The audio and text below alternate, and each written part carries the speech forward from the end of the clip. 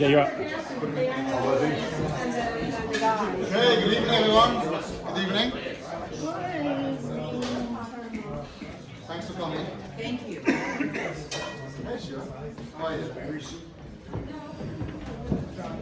For those that we haven't met, I'm. Yes. For those I haven't met, my name is Robert Frankel. Robert Frankel Big fan. from Ace of Greater Washington. This is the beginning. This is the kickoff event, really. The kickoff event of the new year. Asia's New Year. The new Jewish calendar started just now. And this is the first event. Like just now? Just now. Just now. And this is the first event. So before we start, I first just want to remind everyone that starting this Thursday night at the Age Center, just around the corner, is the beginning of a new series given by none other than myself, titled Ancient Wisdom in a Modern Era. The complexity we face today can be crushing. Explore Torah insights and discover timeless ideas to help unlock solutions. It's free and it's starting this Thursday night. Don't miss it. Starting Tuesday, tomorrow week, in this very location, is the beginning of a new women's series titled The Real Shtisel. The real shtisel. The Real Shtisel. It's watch an episode of your favorite TV show and discuss all the secrets behind it. It's going to be led by none other than my wife, Shani. I believe it's starting here as the first location. Next Tuesday, and then it's open for whoever would like to. You have to have a big widescreen TV. I think that's one of the. Sorry? Women only, right. Women only. Or waking. Okay, so before we begin. Rabbi, Tonight. what time Thursday? All right, sorry, good point. Both Thursday and Tuesday is 7:30. 7:30 p.m. 7:30? 7:30 p.m. Yeah. So tonight, to start off our new calendar, which is going to be very full, by the way, starting next week, but very full throughout the year, is we're very fortunate to have Daniel Ratner.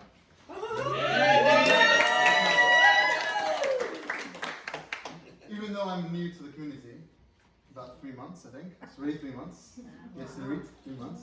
3 months. I was very fortunate to meet Daniel and his family a number of times before we moved in. And most recently, we came back from a Momentum men's trip in Israel. We came back just last week with a few of us in the audience. And Daniel was none other than our bus leader. Our bus leader, right. And he was awesome. He was amazing. Now, I want to share one thing that Daniel mentioned to us on the bus, which I think, without him realizing, it actually sort of sums up who he is.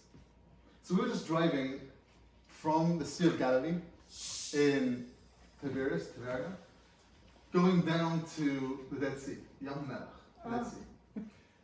And Daniel got up there at the front of the bus and said, listen guys, why is one so alive? The Sea of Galilee is so alive, this fish. It's thriving. When you go down to the Dead Sea, I mean, the name gives it away, it's the Dead Sea. What's the difference? There's nothing living in the Dead Sea.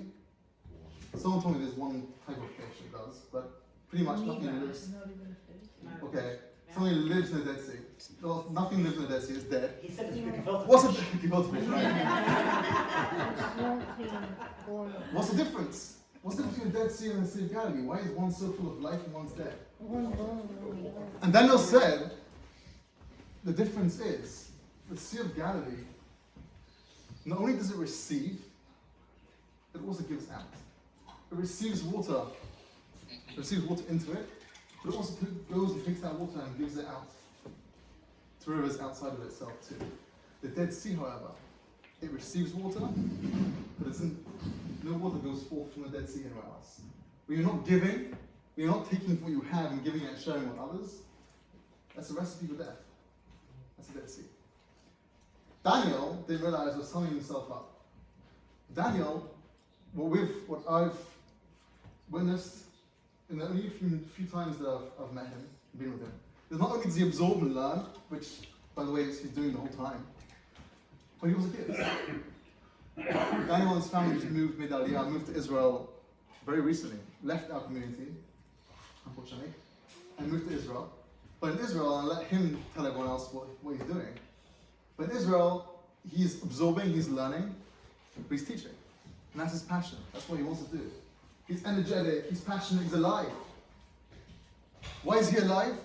Because he's not only taking, he gives as well.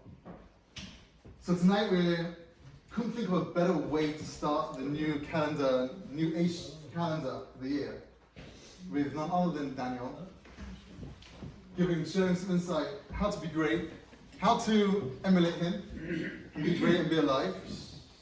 So I don't take the floor away from him any further. We'll start now with Daniel. And by the way, if anyone ever goes to Israel, don't be shy to hook up with Daniel. Don't be shy to go ahead and stay in his house. He loves giving, so.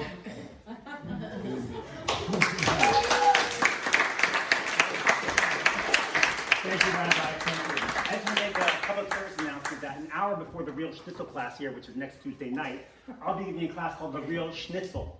So we want to learn how to make schnitzel. Barry and I are going to have in the kitchen. We learn to make schnitzel. I would like to thank Barry. Yeah, it's recording. I'd like to thank Barry and Yvonne for hosting me, thanking me for coming here. It's great. I'm back to America. I've been here back in 4 months, and it's really I went to my house, which is empty, and when we were there, we had to give everything away. And I feel like it was like the Red Hot Chili Peppers. Give it away, give it away, give it away now. Give it away, give it away, give it away now. And we gave everything away. We came to Israel, I would think 5% of what we had. Like a Muslim. That's the difference between living here and living in Israel. Here, everything's based on the physical. You have a big house and a nice car. And I had 3 cars here, and now I have no cars. I have to walk everywhere. And of course, that's why I lost 10 pounds, because I have to walk everywhere. I don't have a choice. It's the only way you get around is by walking, because you can't park anywhere. There's nowhere place to park.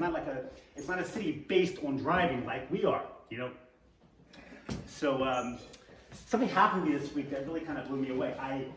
And it really gave me a big lesson. There's a guy, I'm going to Asia every single day in the old city, walk about 40 minutes. And I take classes there. Right now I'm taking 2 classes, and I teach about 3 times a week at Essentials, which is like the, what do you call that? That's like the beginning program where Gov teaches, Tom Blazer and Charlie and Ken Spiro. And so I teach there 3 times a week. And there's a guy in the yeshiva who I see. And the reason why I notice is I see him where I live in Sharon Hesed, I see him on Shabbos, and he's tall, good looking. He has a kippah, a really big kippah that covers most of his head. And he looks really frum. I don't know why. This guy just has dark eyes, sporty looking. This guy is a big rabbi. I see him at Isha Torah, and he's learning, he's steiging. Steiging's learning, really into learning. And I'm like, this guy's a big rabbi. And I don't know him. I know a lot of rabbis, but I don't know him. He must be really big. He's a big guy. Right? And I see him in Shabbos at the American kind of style where we daven on Shabbos morning. And he comes in, everyone knows him. This guy's a big rabbi. I've been there now for a few months, and I don't know him. So finally I had the courage to walk up to him on Kiddush this past Shabbos. And I walk up to him, and I'm a little nervous, student, whatever, and so I walk, but I have a little street cred because I'm teaching there, so I have a little, whatever. So I go up to him and I go, I would introduce myself. My name is Ratner. I've seen you at the yeshiva. He introduced himself. I don't remember his name because everyone's got these crazy names in Israel. It's not Barry Cohen. It's not, everyone's got these very tough names Ben Gigi and a Yellow. Everyone's got these weird names. So anyway, I go and I introduce myself, and I start talking to him. The guy's 39, just got married 7 months ago.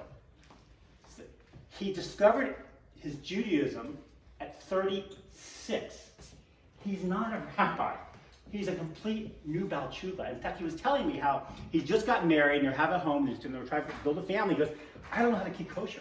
He says, I've lived in the dorms for 3 years at Isha Torah, and they cook everything for me. I never had to cook, so I don't know how to have a kosher kitchen. So he's taking classes now on how to keep kosher. And my complete perception of him was completely off.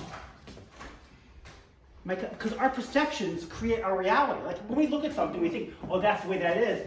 Something that's our schema. As Charlie Harvey said, that's our schema, right? We look at things, we think, okay, he's wearing a kippah, he's frum, he's wearing a payas, he must be a husband.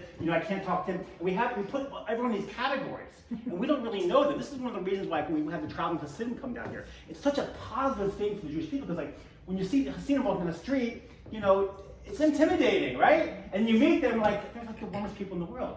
And here I was, looking at this guy, thinking to myself, this guy's really frum, a big rabbi. I know more than he does.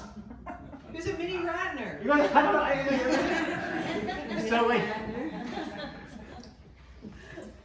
So this week's Torah portion, we talk about, we just read Lech Lecha, which is Abraham. God said to Abraham, I want you to leave your land. I'm going to go to the land I'm going to show you. And they talk about that Abraham is the founder of monotheism, the belief in there's one God. And he says that he had a pass, in order for him to lead the Jewish people, in order for him to be the leader of the Jewish people, he had to pass 10 tests. And there's an argument on what were the 10 tests. Most say that the first test was the fact that he had to leave his land. But Rambam, the great commentator, Maimonides, says that one of the 10 tests was there's one test that you would think would be the biggest test that Rambam doesn't include. And that's when Abraham goes into his father's store. He sells idols. Terah sells idols. Terah is his father. He smashes the idols. His father gets upset. He turns him into the king, King Nimrod. And Nimrod says, you either bow down to this idol or I'm going to throw you into this fiery pit. And so Abraham says, I am not going to bow down to this idol. And he goes into this fiery pit. And he survives for the Medrash, he survives for 3 days in this burning furnace, and he comes out alive. Miracle happened, he comes out alive. Now, think about it. You're going through tests in life. You have to test with financial tests, and test with your kids, and test with your cars, whatever you have your test. You're going to a furnace, a fiery furnace for 3 days. Don't you think that's enough of a test? I mean, why do you need 9 other tests? Like, isn't that enough? Right? And the Rambam doesn't even include that in one of his tests. What? What do you mean? That's not a test? I mean, if God said to you, get out, you're going to leave. I mean, I know it's a test, but it's not how hard is that, right? Poltergeist, get out. Of course you're going to leave. Is that a test? Not really. It kind of, I'm going to go, you have to get out, right? Yeah. It is a test. But why doesn't the Rambam include the fiery furnace as one of the tests? And the commentators say an idea I want to give across. We would be willing to die for a cause. Would you die for your children? Would you? Would you risk your life for your children? Most people here would risk their life for their children. Huh? Which one? Right. That was parents. What do you think about that for a second, right? I get asked all the time when I teach the essentials. People ask me, like one guy said to me, this guy, two people goes, where'd you come from? I'm like, hey, Torah, you see, I'm teaching here, and then people like, were you raised observant? And people start. So I started to use a song. Actually, it was from Keith Yeager. I haven't seen Keith in a while, but I saw this song he sent me, and I learned it, and it's a really good song. I left a good job in the city, working for the dollar every night and day. This old rabbi told me I was fit to be holy. Get yourself a Bible, son, and see what it say. Instead of getting heard the roses, get yourself the 5 books of Moses. Learn it from the Torah. I read a bit about creation, the Garden of Eden, and Adam and Eve. Cain slew Abel. Noah was most stable. The more I read, well, the more I believe. The reason why we got big noses. It's just sticking in the 5 books of Moses. Learn it from the Torah. Thank you. I'll be here every Monday night. Don't quit your day job. No, I'm not. I thought it was cute. As long as there's an alcohol. Yeah, I'll have a scotch afterwards. So why is that not a test? Like, you die for your children. The reason why it's not considered, the Rambam doesn't consider the test, because we'd all be willing to die for a cause we believed in. You know what Abraham did? He lived for something he was willing to die for. If I said to you that the Jewish people were under attack, and we all had to take up arms in order for the Jewish nation to survive, would you risk your life for the Jewish people? Yes. Most people here would say, not everybody, but I would say most people here would say yes. You'd be willing to risk your life for the Jewish people, right?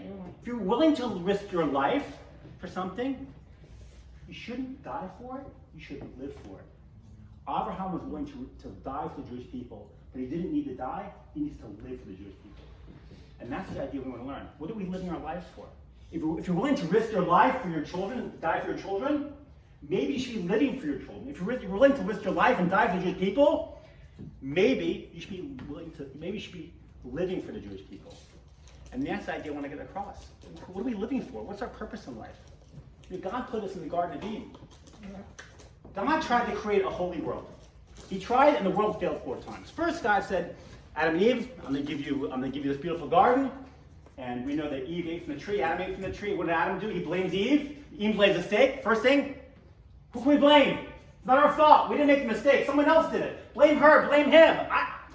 Who me? I have nothing to do with it. And then Cain and Abel. The story of Cain and Abel. Cain kills Abel. And God says, where's Abel?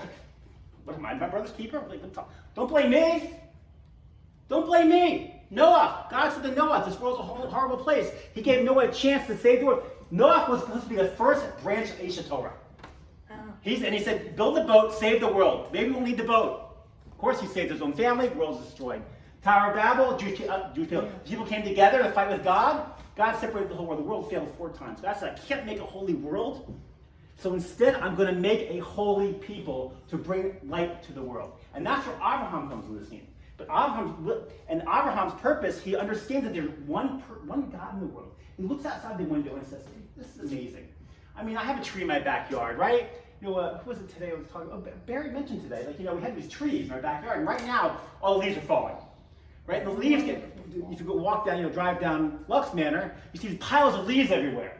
And leaves are the product of this tree. All the energy that this tree gets from the ground and from the sun creates these leaves, and they fall. We take in energy through our food and water, and we create energy. What are we creating? Seriously, what are we creating? You take all this energy in, where's it going? What are you doing with it? At least the tree is creating leaves, and the amazing thing is these leaves produce oxygen. If you know right now, the Amazon rainforest is going through a horrible time. We don't know what's going to happen because our oxygen, a lot of it comes from trees. It produces oxygen, which we breathe in, and we breathe out carbon dioxide. Where does that go? Trees. Back to the trees! That's pretty funny, isn't it? Pretty big coincidence. What'd you say? Really? It's amazing. It's just a coincidence that a tree just happens to get energy from the sun, uses it to make glucose, which makes the energy, which makes the sugars, which makes the oxygen that we breathe in so we can live, and then we breathe out the stuff that kills us, carbon dioxide, but the trees take it in and use that as energy. Pretty big coincidence, isn't it? I mean, it's crazy when you think about it. And Abraham looked at the window and said, there's got to be a creator. There's nothing in this world that doesn't have a creator. So our purpose is to be a holy people. But in order to do that, we need to be our best. We have to be our best. Rabbi mentioned the idea of giving. Of giving. That's one way we emulate God. We're supposed to emulate God. How are you our best? Well, in my class, I like to use acronyms. So we're going to use the acronym of BEST. The B is our body. Because our body wants to do what feels good. We make decisions in our life based on our body without thinking about the consequences. Chocolate cake, obviously chocolate cake. Chocolate cake, I'll have one piece, second piece, right? And you eat chocolate cake. Next thing you know, 6 months later, you're fat. You're eating a chocolate cake, not thinking about the consequences. We're in chocolate. Rugala, by the way. Rugala. By the way, speaking of rugala, in Jerusalem, there's a place called Marzipan. Have you ever heard of Marzipan? Yeah. God, so good. I mean, it's ridiculous how good this place. So what they do is they take regular rugelach and they take sugar water and they pour hot sugar water over the rugelach, so it's really moist and sticky. Is that? Huh? That's the secret. Is this unique? When I give an essentials class, if I have a really good crowd, I'll do this little song, a different song. I like doing songs, whatever. So we do. You've heard a version of this in my Shabbos day. It would go like this. You can join me. It'd actually be very helpful if you join me.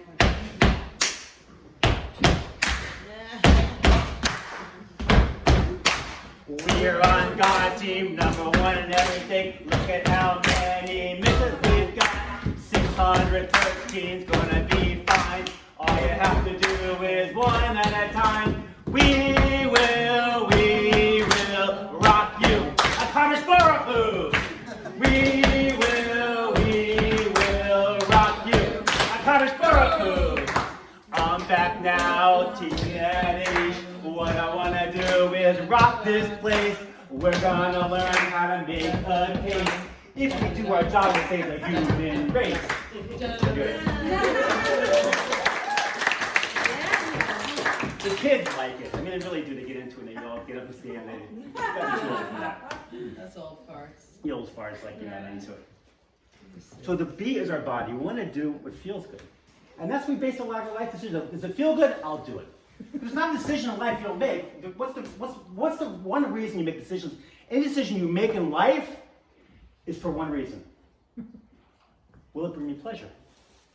Even going to the dentist. You're going even though you might want to go, but if you know if you don't go, it's going to cause you pain later. So you're going so you can prevent something that's going to cause you pain later, which is pleasure. You want to go for pleasure. Every decision you make is for pleasure. And we do some things for our bodies that sometimes are not that good. I'm not going to get into it, but that's the B. That's being your best, doing things for your body without worrying about the consequences because it feels good. The E is our ego. And we're spelling the word best. What did you say, Matt? The E is our ego. Our ego wants to do what looks good. Think about when you make decisions in life. Are you doing it because it makes you want to look good? Because the biggest prison we put ourselves in is the fear that we have of what other people think of us. The biggest prison we put ourselves in is the fear that we have of what other people think of us. Amen. Huh? Amen. Amen. When we see that decision, when you walk through down Lux Manor, right? You see these big, beautiful homes, and they're soulless. You know, our house is open, and what do the people say that they were looking at my house? What do they say? This house has a soul. Right. A lot of houses have a soul because a lot of, like I tried to build a house. If you go down the street, you'll see my house. That was humble. It looks good, but it's humble because you want to look good. Well, a lot of reasons, like you'll see in the frum community, people dress in white and black pants because they want to look good without bringing too much attention to themselves. They want to look like a mensch, but you have to be careful when you check out the line that your checkout line at the grocery store. You see Vogue and GQ, and they're saying you're not good looking, you're not pretty unless you wear these clothes. And that's what marketing is. Marketing is telling you you're not happy unless you buy what I'm selling you. You're not happy unless you buy what I'm selling. And that's what marketing is. And we I hate to say, we're all suckers for it. Because we're now consuming, we buy and we buy and we buy. I mean, like I said, I left with I came to Israel with 5% of what I owned. I came with a suitcase full of clothes. I had to decide, am I going to bring 4 white shirts and 3 black pants, or 5 black pants and 2 white shirts? I couldn't figure it out. But anyway, I came to Israel with my one luggage, and then I had a shipment of stuff later. That shipment is right now sitting in the basement of our townhouse in Sheriff Hesed. I'm still living in that one suitcase. I don't really need anything. Because we live in this mentality that, we have these egos, and you have to be careful, because your ego is not your amigo. Your ego is there to tell you, I need, what? Well, you have to be careful, but also ego stands for the acronym, I've said this before, ego stands for the acronym, exiting God out. Exiting God out. I'm in control, I do everything, God's not a partner, everything's on me. Look what I did, look what I built. We have houses in this neighborhood that are, I don't want to say 15, 16,000 square feet. Wow.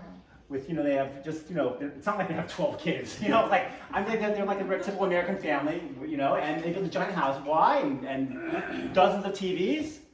Why do you need that? No. What that is? That's your ego. Hey, do I look good? Because your ego is filling in where there's a lack of self-esteem, and you want to build yourself up and look good. When you wear beautiful clothes and you spend an hour in the mirror, you're saying, hey, look at me, don't I look good? And that's just our ego. In Israel, there's some of that for sure. Maybe more in Tel Aviv. In Jerusalem, you don't have to worry about that. You put on a white shirt, black pants, and you look like $1 million. I mean, it's easy. And you walk, and no one cares. Everyone's got these shoes, and they're dirty and nice. It's a little dusty in Israel. And they're dusty, and you walk everywhere. And you get on the buses with all these old ladies and young kids and yeshiva buckers, and it's like this organism. And it's more based on the spiritual than the physical. Where here, everything was physical. I used to drive around in my my Honda minivan, and I'm not the best. I'm a good driver. I'm a really good driver. Seriously, I'm a really good driver. No, I would hit. Israel? Huh? Even in Israel? Well, I just went in car in Israel. Your car was pretty cracked up. It was beat up, right? Yes. I didn't care. After a while, I'm like, I just don't care. By whom? She didn't ruin my car. But my wife and I'm not good in the garages, whatever, I hit things in the garage all the time. And, you know, when I gave to Frank my minivan, and it had a bumper, when I pulled out my driveway, I hit like the side of my house, and the bumper fell off, I kind of kicked it back on. And when Barry took it to the dealer, they said it wasn't gonna pass inspection. It was like $1,500 for a new bumper. I'm like, the car's not even worth $1,500. Like, what do you mean $1,500? I go, what do you need to pass inspection? He says, I can stick a screw in. I go, how much is that? He goes, $3.50. $3.50. Like, no, I'll do it for free. I'm like, just do that. So I'm like, who cares what the bumper looks like? It just needs to pass inspections. Is it okay? Still fine. It's still fine. It drives nice, doesn't it? Its soul is good. My car's soul is great.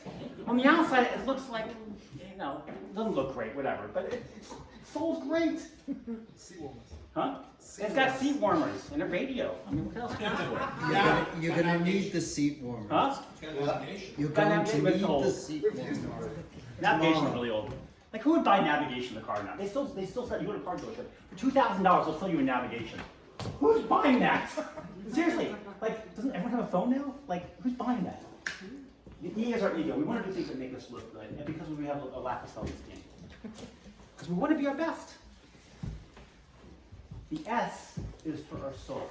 Because our soul wants to do what is good. Because that's how we should live in our life. We want to do what is good. And when we study Torah, we learn about our Masorah, our traditions. We do things to make us, that is right, that our soul wants to do. Because don't we feel good when we do things? When you go a day of community service or you do something good for somebody else, you give a charity, don't you feel great? The rabbis tell us it's better to give away $1 a day for 100 days than to give away $100 at one time. Because giving away and doing kindness is a muscle that you have to practice using. Just like you want to hit a baseball, you can't, if you never hit a baseball before you go to the field, you smack a ball, you can't hit a baseball, you're not going to do anything. You have to practice and practice and practice. And we have to practice giving, giving, and giving. It's part of our Torah. In fact, there's a commandment to give 10% of our net after-tax income away to charity. Our mitzvahs are there to help us grow. There's no mitzvah to eat breakfast because it's in our natural instinct to want to eat breakfast. It's our natural instinct to want to go to sleep at night. There's no mitzvahs for those. Because the Torah is telling us, if you want to improve, you want to grow, you have to go beyond your normal way of living and grow. And these are things that you're not normally doing. We have a tendency to hoard money. We like to hoard money. And because of that, the Torah says, you know what? Go against your instinct and give it away. Practice every single time, a little bit at a time. Sponsor kids at Aish every single week. And you'll see how good it feels every single week to do this. But that's our soul. Our soul wants to do what is good. And the T? Well, T is a test that we live with every day of our life. What do we want to live our life like? Our body? We want to do what feels good. Our ego? We want to do what looks good. Or we're going to live like a soul our soul that wants to do what is good. That's being your best. I came up with that this summer, this acronym. I don't know. I think it's okay. I don't know. I mean, like, it's a nice concept. It works.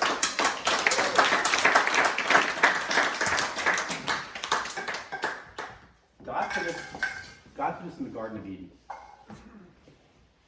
This is something I really like to get across very much when I'm teaching a class, because don't people understand this concept?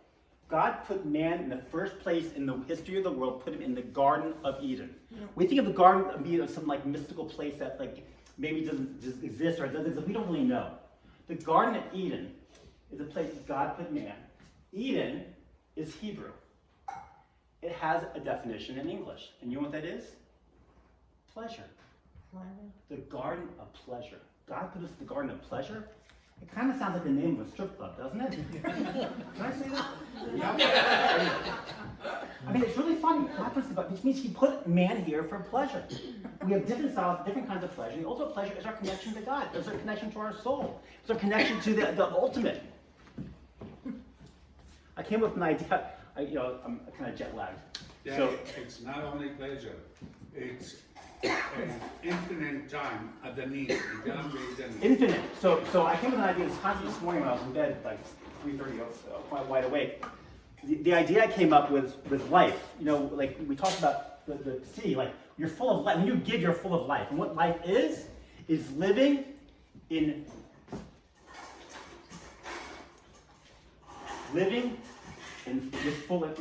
full energy. Because the universe was created with a Big Bang. We know that, scientists tell us, whatever you want to call it, whatever. That is all energy. Everything here is part of God. God isn't just up there. Now, sometimes we say we pray, we look at, because we need to connect somehow. We can't like say God, but this is part of God. The table's part of God. The chair's part of God. The watch is part of God. We are part of God. We are all part of the universe.